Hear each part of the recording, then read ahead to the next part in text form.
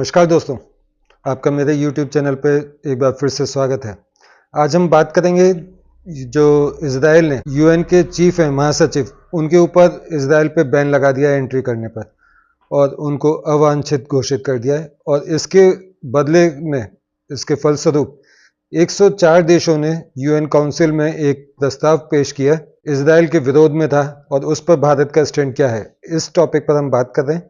तो चलिए दोस्तों, मैं आपको परत दर परत, जैसे प्याज की परतें होती हैं, प्याज काटो तो एक के बाद एक निकलती हैं, ऐसी हर परत पर आपको हर परत अलग अलग करके बताता हूँ। लेकिन जिन लोगों ने मेरा चैनल अभी तक सब्सक्राइब नहीं किया है, मैं चाहता हूँ कि आप मेरा चैनल सब्सक्राइब करें और बेल आइकन ज़रूर दबाएं, लाइक करें। मुझे आपके सपोर्ट की बहुत ज़रूरत है और इस सपोर्ट में आपका कोई पैसा लगना नहीं है, केवल आपकी हम्बलनेस, काइंडनेस लगनी है। एक कुछ मिनट आपको निकालने हैं और बस लाइक सब्सक्राइब करना है। तो चलिए शुरू करते हैं इस टॉपिक पर। हुआ यूं कि 2 अक्टूबर को इजराइल ने यूएन के महासचिव हैं जो, उनके ऊपर इजराइल के अंदर आने पर प्रतिबंध लगा दिया, उन्हें अवांछित घोषित कर दिया। इसका कारण यह है, अब आपको कारण भी तो जानना होगा ना कि क्यों कर दिया, ऐसा क्या किया महासचिव ने यूएन के। तो इसका कारण यह है कि जो इजराइल का ऐसा कहना है कि जो यूएन के महासचिव हैं वो पार्शियलिटी करते हैं अपने स्टेटमेंट्स में। जैसे कि इजराइल का ही कहना है कि जैसे कि अगर हमास इजराइल के ऊपर अटैक करता है या जो हिजबुल्ला अपनी मिसाइलें दाग रहे थे, उस पर तो ये कुछ बोलते नहीं है यूएन के महासचिव।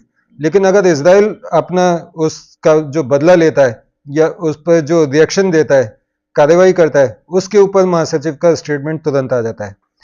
तो लेकिन ये डिसीजन क्यों लिया गया, मतलब कब लिया गया? ये डिसीजन तब लिया गया जब 1 जुलाई को ईरान ने लगभग 200 मिसाइलें, बैलिस्टिक मिसाइलें इजराइल के ऊपर एकदम एक साथ अटैक कर दी, छोड़ दी, गिरा दी। तो उसका जो स्टेटमेंट था, मतलब रिएक्शन था ग्लोबली, वर्ल्ड वाइज, उस पर महासचिव बिल्कुल शांत रहे। ऑलमोस्ट जो उनकी टिप्पणी थी वो ऐसी थी, काम चलाऊ वाली।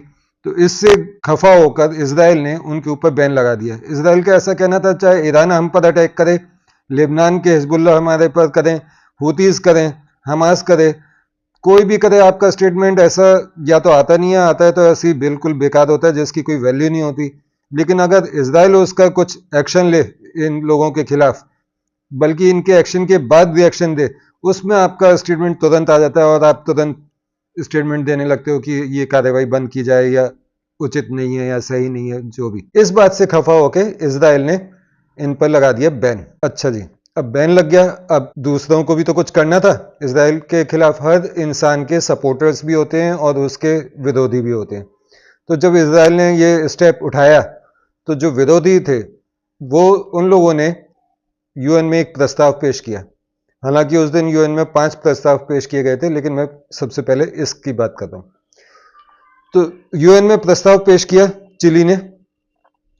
तो चिली का ऐसा कहना था उस प्रस्ताव में कि जो इजराइल ने महासचिव पर बैन लगाया है, ये यूएन, यूनाइटेड नेशन की इंसल्ट है और जो इनके महासचिव हैं उनकी गरिमा को ये कम या खत्म करता है।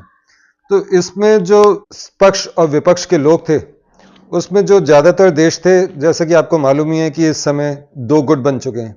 2 गुट, जो लेटेस्ट 2 गुट हैं वो इस टाइप से बने। सबसे पहले रशिया ने किया यूक्रेन पर हमला। यूक्रेन का सपोर्ट किया वेस्ट ने और अमेरिका ने। अगर ये वेस्ट और अमेरिका यूक्रेन का साथ ना देते तो लड़ाई 1 हफ्ते या मैक्सिमम 1 महीने में खत्म हो जाती। लेकिन अब इस लड़ाई को लगभग 2 साल होने को आ गए।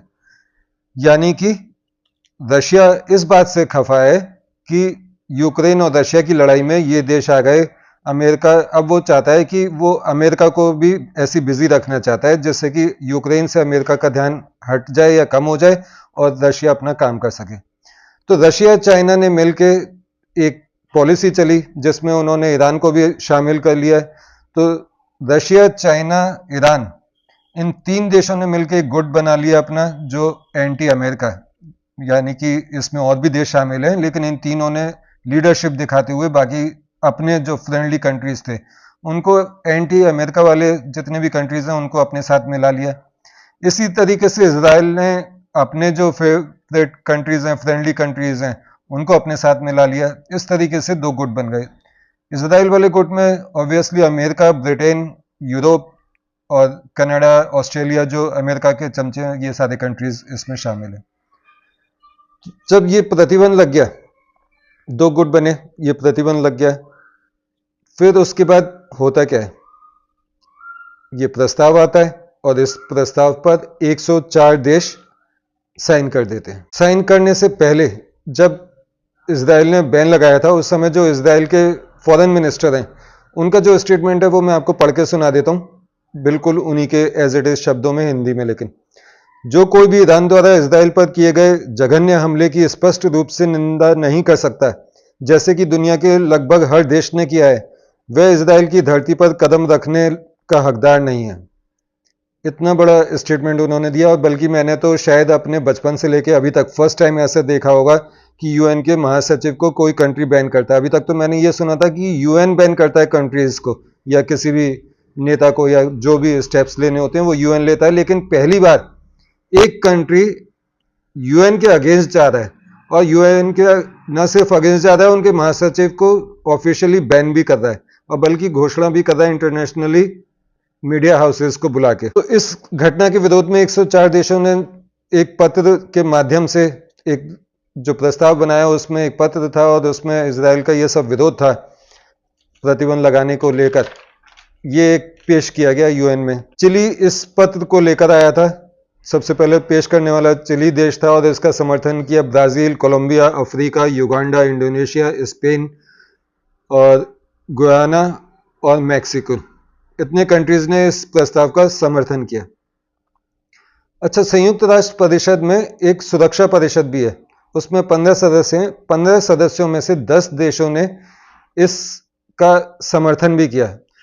जो सुरक्षा परिषद के 10 सदस्य हैं, उनमें से समर्थन करने वाले कंट्रीज हैं चिली के अलावा France, Russia, China, Slovenia and Switzerland.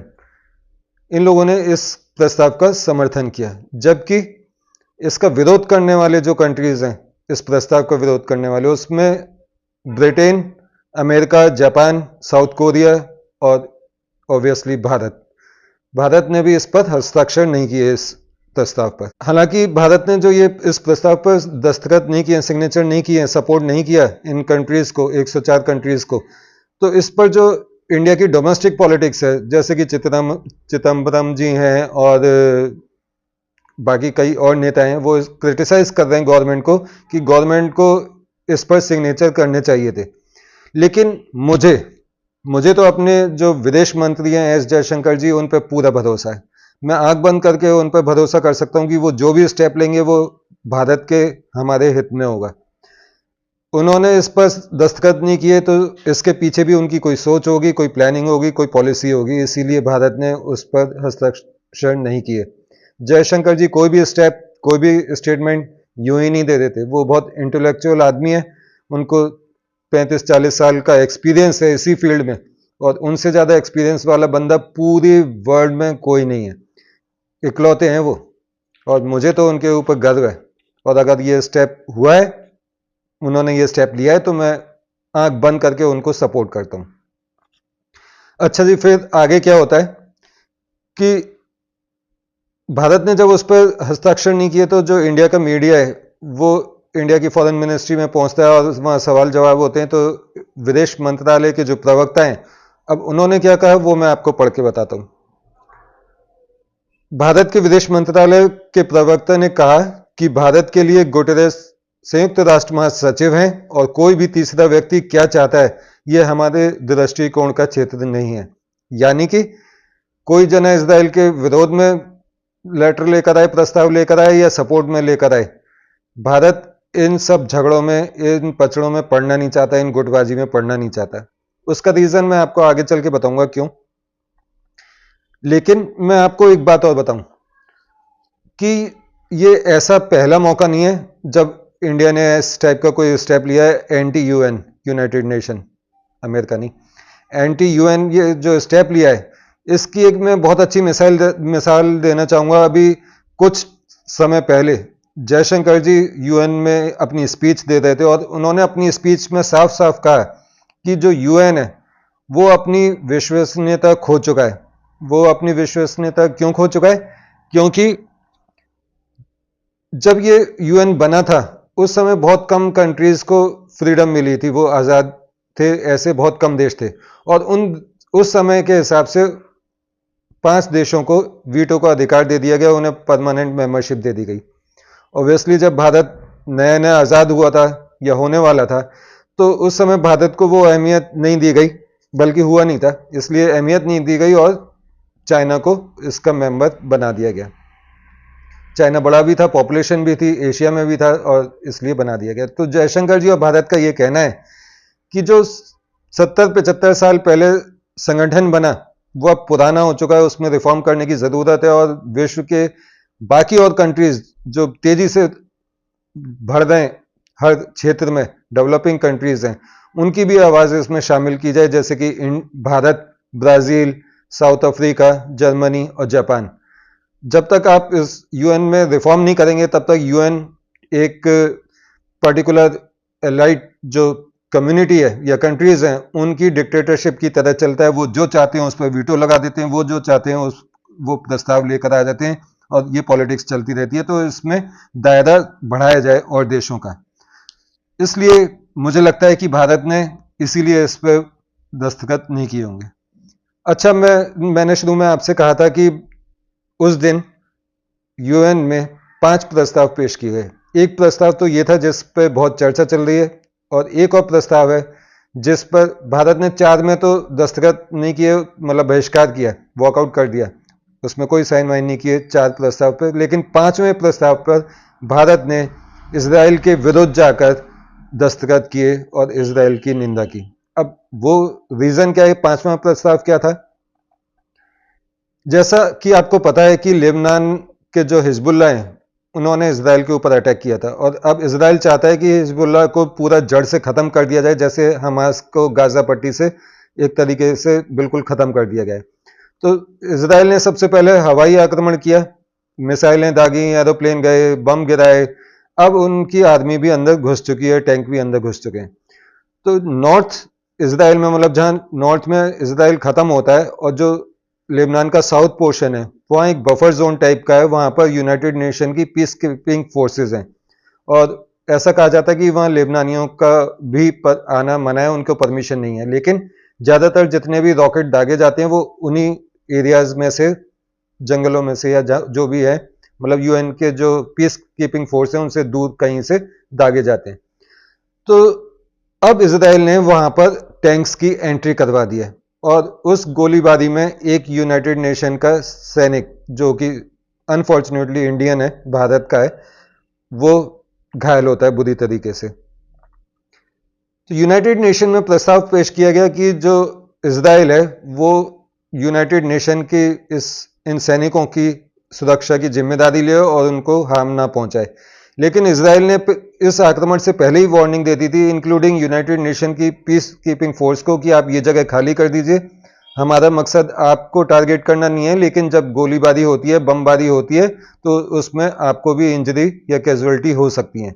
और अभी भी इजराइल यही कह रहा है कि अगर आपको लगता है कि आपको खतरा है तो आप जगह छोड़ के जा सकते हैं, और हमें जो अपना काम करना है, अधूरा काम पूरा करना है, वो हम करके रहेंगे, चाहे इसमें यूनाइटेड नेशन कुछ बोले, चाहे बड़े बड़े कंट्रीज रशिया, चाइना वगैरह कुछ, कोई भी जना कुछ बोले। तो ये चल रहा है वहां मंजर, और ये चल रहा है पूरे विश्व में जियोपॉलिटिक्स। हर देश एक दूसरे देश के साथ बॉन्डिंग कर रहा है या गुड बना रहा है, लेकिन भारत चाहता है कि वो ना इजराइल के गुड में हो, ना अमेरिका के गुट में, ना रशिया के, ना चाइना के, ना ईरान के। हालांकि इन्हीं सभी कंट्रीज से इंडिया का ट्रेड भी चल रहा है और रिलेशन भी अच्छे हैं, एक्सेप्ट चाइना। चाइना से भी उतने बुरे नहीं है जैसे इंडिया पाकिस्तान के हैं, लेकिन फिर भी अच्छे हैं, कम से कम आतंकवादियों को तो नहीं भेजता चाइना। तो ये थी आज की स्टोरी, उम्मीद है आपको पसंद आई होगी। अगर आपको पसंद आई तो मेरे वीडियो को लाइक, सब्सक्राइब और शेयर जरूर कीजिए, अपना प्यार मेरे को जरूर दिखाइए लाइक सब्सक्राइब करके, और देखते रहिए मेरा YouTube चैनल। मिलते हैं अगले वीडियो में, तब तक के लिए आ गया, नमस्कार, जय हिंद।